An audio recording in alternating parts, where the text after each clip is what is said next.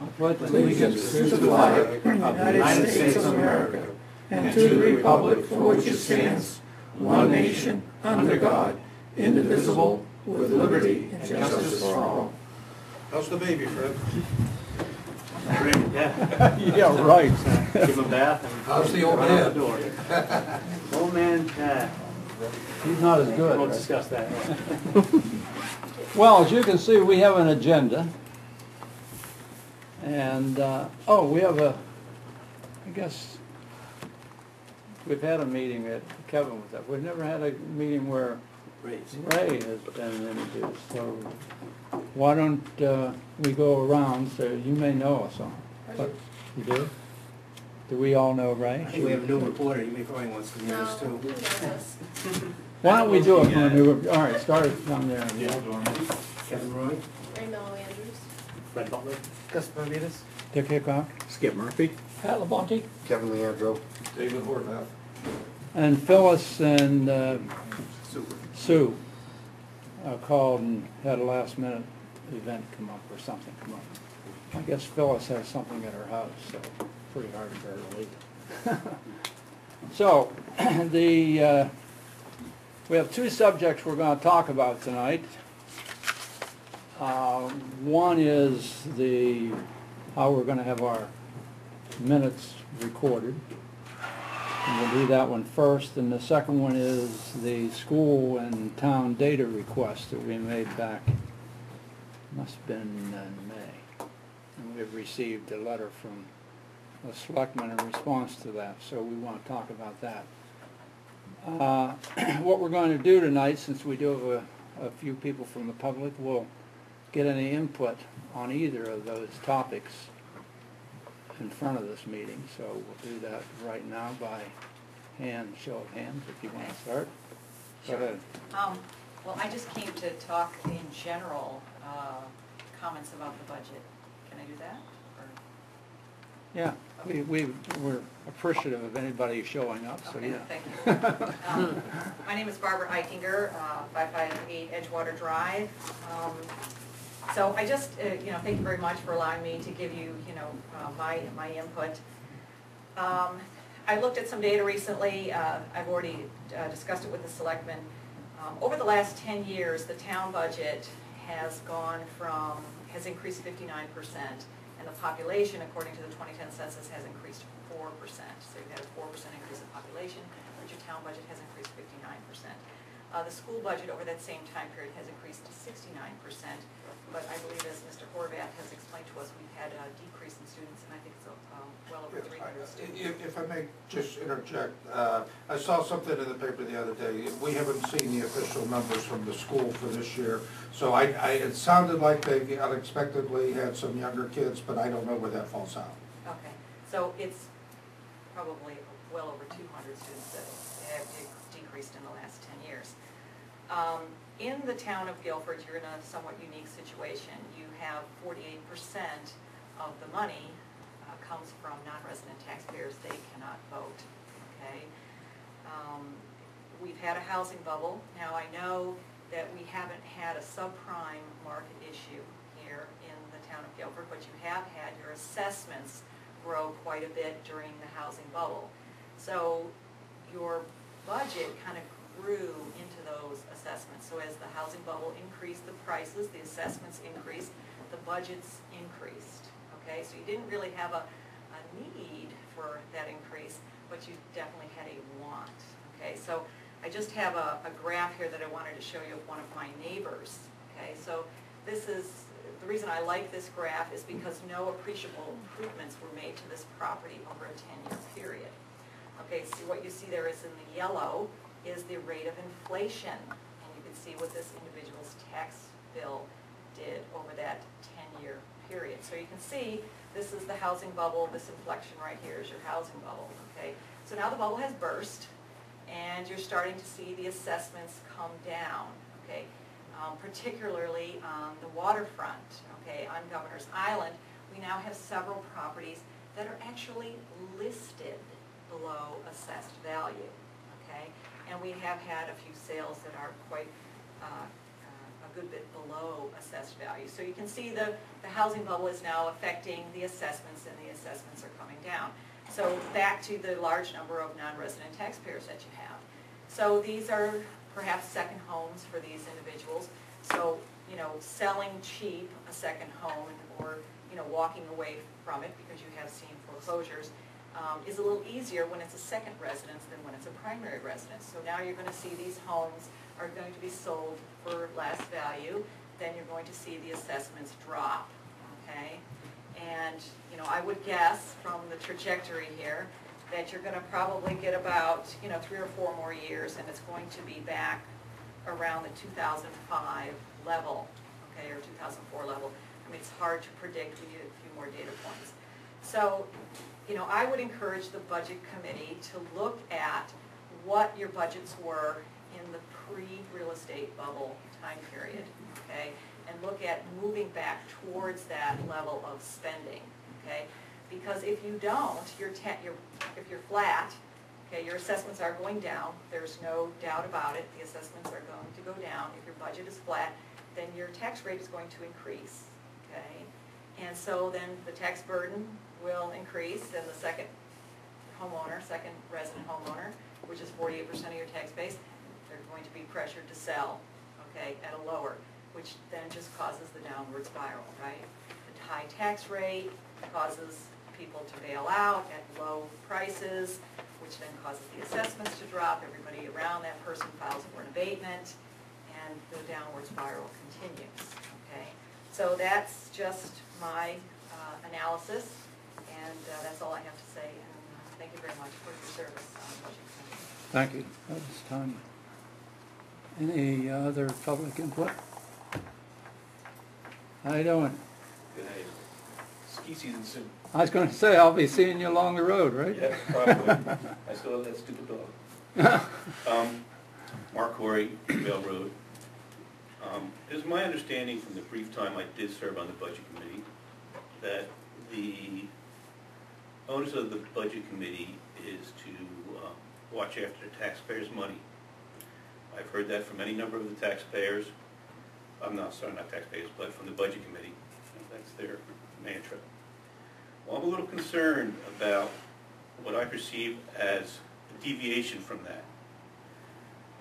It's been in the local papers recently that a couple of members of the Budget Committee have filed suit against the SAU.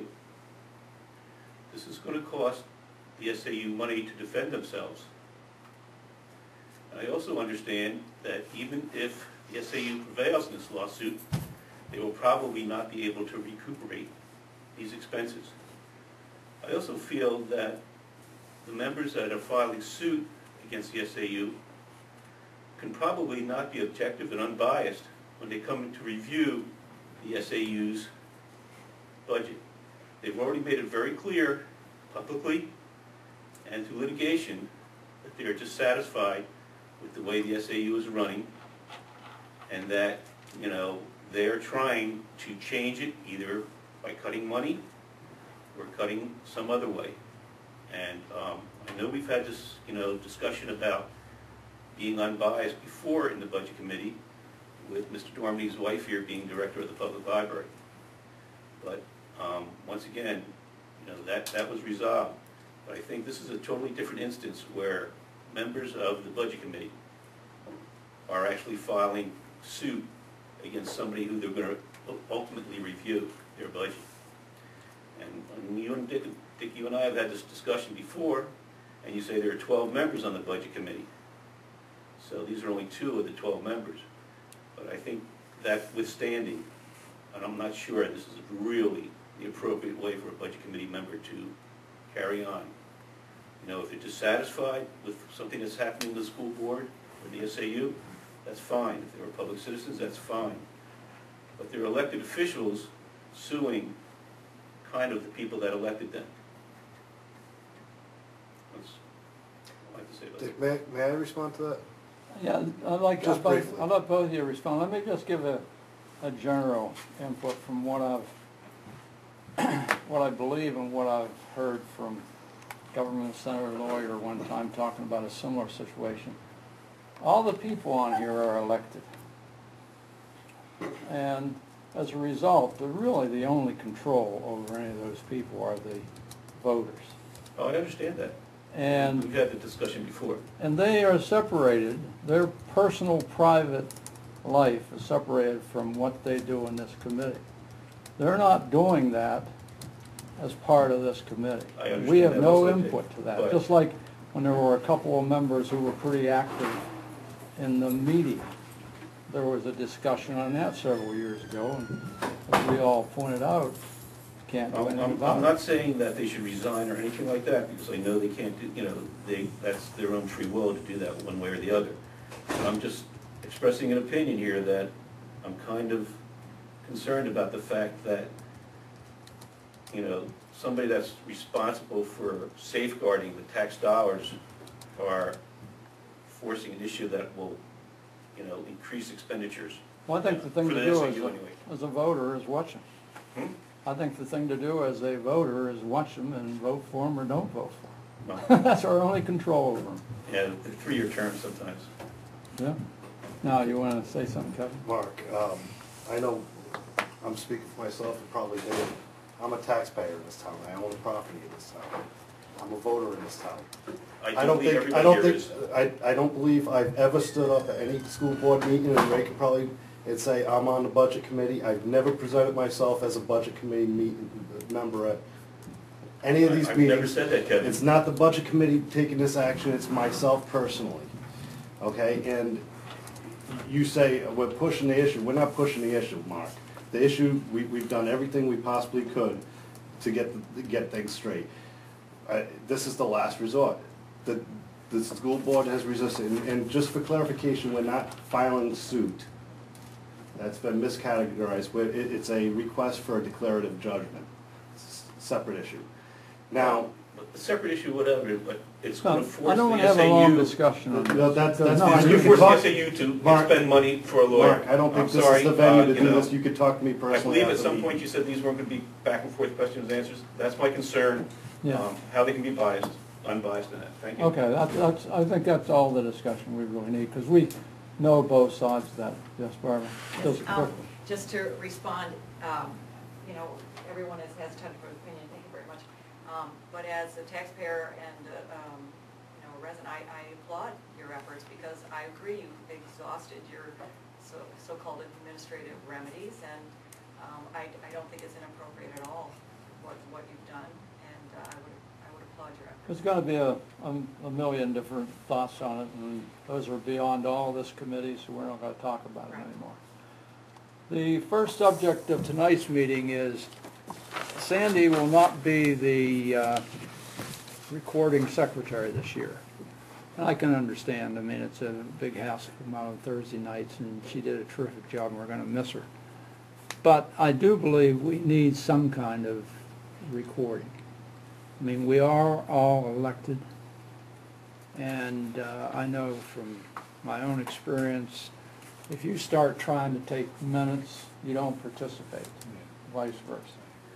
And so it isn't as if we can alternate and each guy take a minute for every meeting, because that takes that person out of it. So we have to find a way of doing this. In talking with Scott, we thought we had another person who worked for the town who would do it, but then situation, some employee changes came about, and so she won't have the time to do it. So I'm just wondering if there's any ideas of how we solve this with minimal cost. Would there be a student interested in doing it? Well, I thought that might be a logical approach to see if someone in the school, have to be a capable student, it would be a trial basis initially, but they could earn a little bit of money, not a lot, earn a little bit of money, get some practice, see a town board at work. Who pays them? Town. How do they get paid? Who pays them? Well, we have a little budget in the budget. Okay. It's a hat, we all throw cash in. There's a little money in the budget, and I don't know what would be a fair rate. We'd have to figure that out with Scott's help. But what I'm looking for are some ideas so we can then pursue these ideas. Is a tape enough? Well, in talking with Jeff about the tape, could I sit down with Jeff and chat with him a little bit? The problem with the tape is it's unreliable on its condition. You know, it may be set up right, but then during a meeting, somebody has a loud noise or something, they go turn some knobs, the first thing you know, you have a piece missing. Yeah. And so when you consider the number of meetings we have, that's probably bound to happen. Well, I thought about a tape where someone could even, during work hours, summarize it into a minutes. And that was when the discussion come up. There's too many times there's nothing on the tape, or not on a piece of it anyway. Now, you have a tape. Yeah, and it gets put out on Gilbert Grok all the time. Dick, I have two suggestions. Okay. What about contacting the community college? I think that you need a little bit higher level education than a high school student. That would be somebody, a chance who's probably looking to get a little extra money. Or what about Mark, Corey? no. The gentleman, You bit. I can't think of his last name off the top of my head, but the gentleman, the court reporter. The one that does, Yeah, that does our minutes. is he reasonable? I don't know. I don't know. Yeah, He's very accurate. Very rarely do I have to correct He does anything seem to when be, I sign the minutes. The only problem is our budget is only large enough for the most part to create all the paper binders at the beginning Yes, for of corner the town and the school, and that's it. yeah. The only difference I can say is, that's why we're discussing it. My view is we have to have minutes. And I think it's a law that we have to have some kind of record. And I don't see any solution other than to hire somebody to do it. And I was looking for alternatives because we want to be able to tell Scott and the selectmen and the school what we have to do. It seemed to me all three of them, or the school and the town, sharing this burden. Sandy's done an admirable job. Yes, Scott? Mark charges $20 per hour, and I spoke with him recently about his availability to do some other minutes for other boards in town, and he said that he was not able to do that. He's not able to, okay. I think minimum wage is $8.25. 20 is seems pretty steep, Does doesn't he it? have any colleagues that he would recommend? He did suggest that he would approach his colleagues and let me know if any of them were interested. It wasn't in this context, but it was in other boards and committees, and he didn't call back, so I assumed that they were in the... Do you have any familiarity with the community college type thought? We could post a little ad up there and offer to pay minimum wage and see what happens. You know, I would think that there's a lot of people who wouldn't mind making a couple of bucks that can. And might be a way of doing it. 5% unemployment, we should be able to find somebody. Yeah. In today's world, a couple of bucks probably doesn't mean anything to anybody. No, that's true. So, our situation then is, I guess we pursue the community college. You think a high school is too low? What are we doing tonight? I'll try and remember it and write it down. Skip's tough at typing. A little bit, but basically my notes are screaming right, I not blew it screaming, last but time. recording I'll right let here. Can I suggest tonight maybe we could just transcribe the minutes off Skip's tape? Yeah. You may last- type. Last time, Not very I fast. can take some notes from this, but last time I blew it because I didn't have enough detail, I didn't have any detail in the minutes about that discussion on data.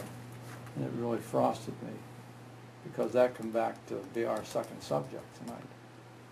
And, you know, my minutes were 0 on that, and I'm the guy that wrote it. So that also points out what the deficiency is of having an involved person.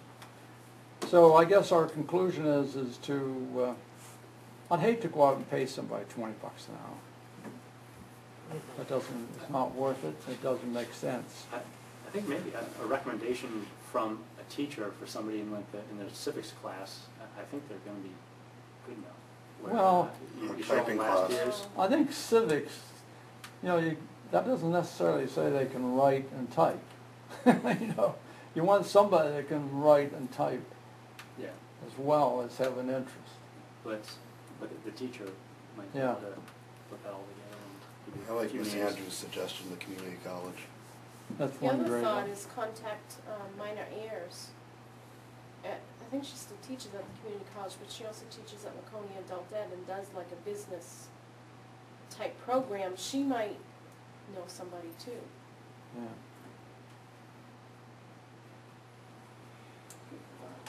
Okay. Could you do that, Scott?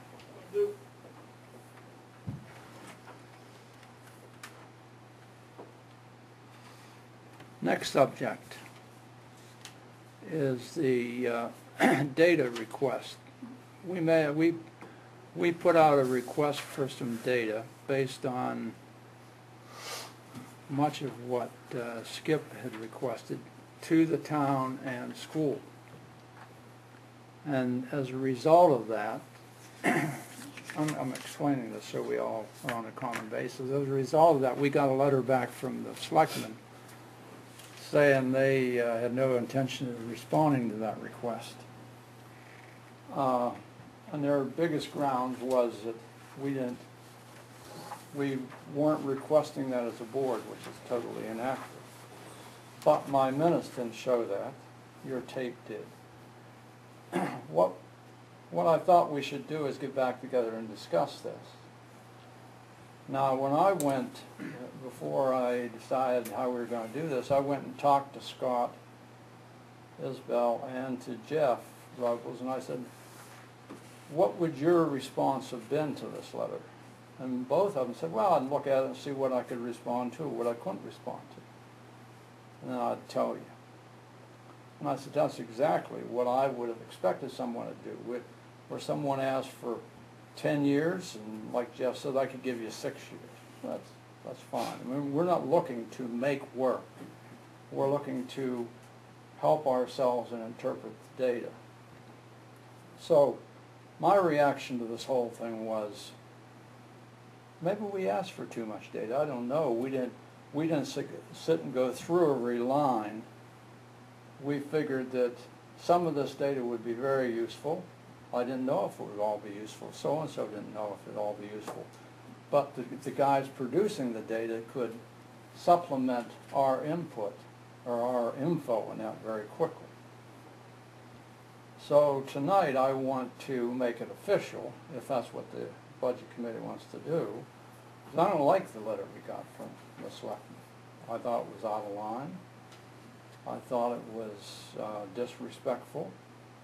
And all they had to do was say, this data makes no sense, this, and this makes sense, this is what we can respond with, as opposed to say. And that's my interpretation of the letter. So what we're having this meeting for is to redo, do we want to request this data again? And if we do, I want to do it with an official vote. So let's have a discussion. Yes. Okay, I did review the recording that I made, and it's up on Guilford Grok. Started part 3, approximately 2/3 of the way in. It continues on to part 4. There was a lot of discussion about the data, and pretty much the takeaway is that everybody was in pretty much a consensus mode that the only part that was not within consensus was something that Dale brought up, which was the unfunded mandates. How much are unfunded mandates costing the town and the school board? Pretty much, if you listen to the tape, nobody else spoke negatively against anything else other than, the amount of work. I pointed out earlier, and I have put together the RSAs that say it is the Budget Committee that determines what data is being required and the format of that data. And when I saw the letter from the selectmen who were demanding that we vote on it before they would release that information, there's nothing in the RSAs that gives the selectmen that power or authority over this committee. The operative word in the RSAs is shall. which means you will do it. Not that you may do it, but you shall do it, and that's part of the budgetary process. But it says the budget committee, and therefore, I think the vote comes from about to make sure the budget committee is for Right. what we requested. But again, going back to the tape, Yeah.